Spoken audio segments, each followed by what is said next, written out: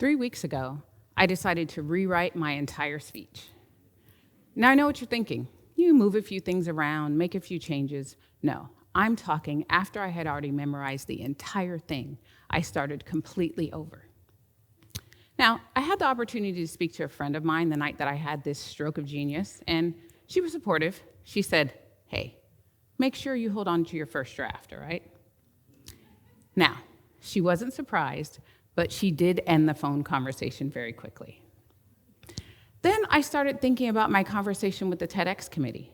They said, just reach out if you need anything. And boy, was this a reach. Now let's get into the information.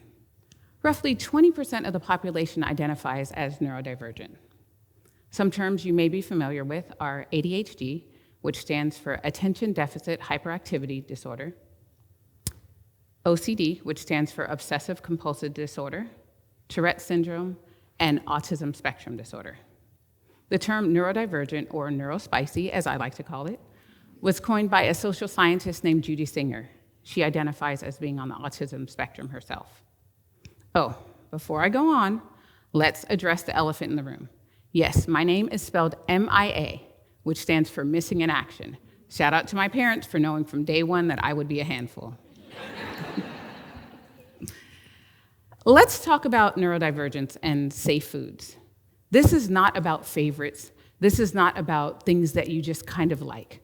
Most neurodivergent folks will eat the same things over and over again for an extended period of time. This is known as ARFID, or Avoidant Resistant Food Intake Disorder. This has to do with mouthfeel, color, and texture. ARFID is most commonly diagnosed in children, where they will enjoy like chicken nuggets or plain hamburgers or things like that for an extended period. This is a neophobic behavior. The neo in this has nothing to do with the Matrix or the singer.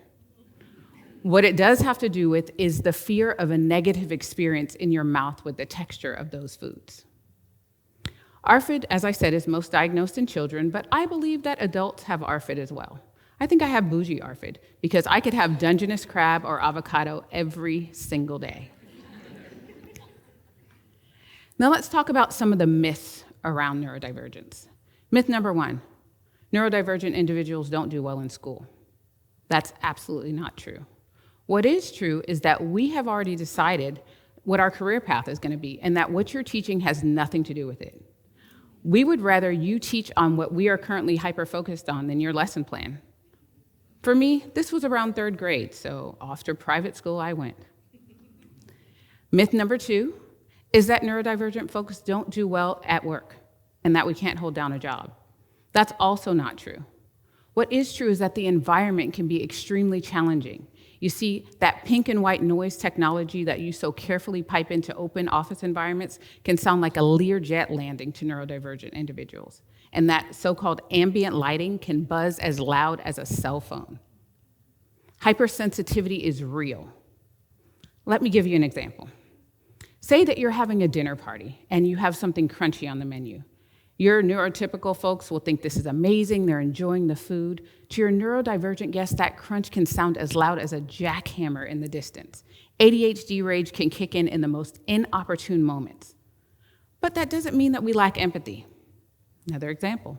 Say, for example, you share with one of your neurodivergent friends or family members that your car was stolen. We will immediately start an internet search for how to get in touch with a live person at your insurance company. We want to help you along with the process. We want you to get your claim taken care of very quickly. We may also mention some of the cars that you mentioned that you wanted, because now you have the opportunity to get those cars. The holistic practitioner in me will say, guess what? You just manifested a new car. Now, if we start to pick up that you are unimpressed with our response to your stolen vehicle, we'll do an internet search for an appropriate response to a friend who just had their car stolen. That does not mean that we lack empathy, though. Let me tell you what that means. That means that there is a reaction called RSD, or rejection sensitivity dysmorphia, where we will start thinking about a misconnection now that you no longer have a car. That will bring in an extreme sense of sadness, but it has nothing to do with your car. It has to do with the fact that we know that plans that we had may not be able to come into fruition now because you won't have a way to get there. But stick with me because canceled plans are sometimes music to most neurodivergent's ears. You see, when we made those plans, there was all kinds of dopamine wrapped up in them, and we could not wait to do it.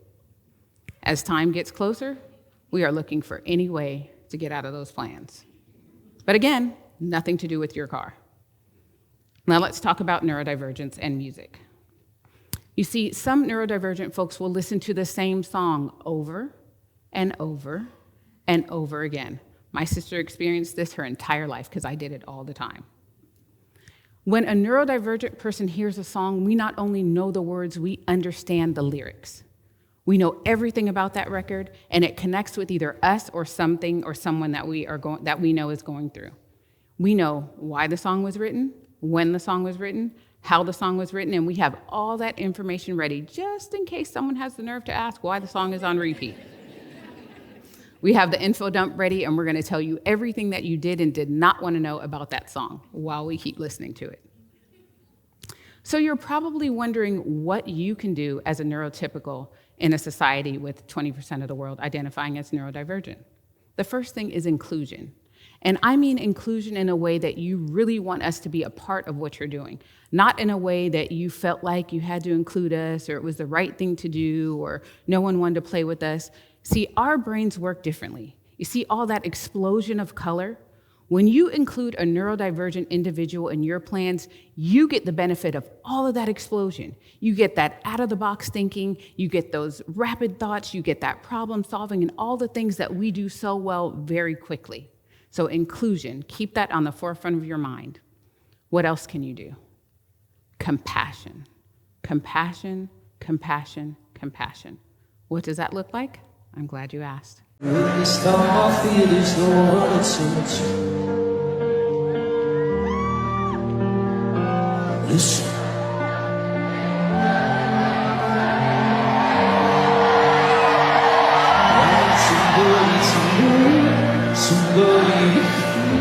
Somebody, just to know.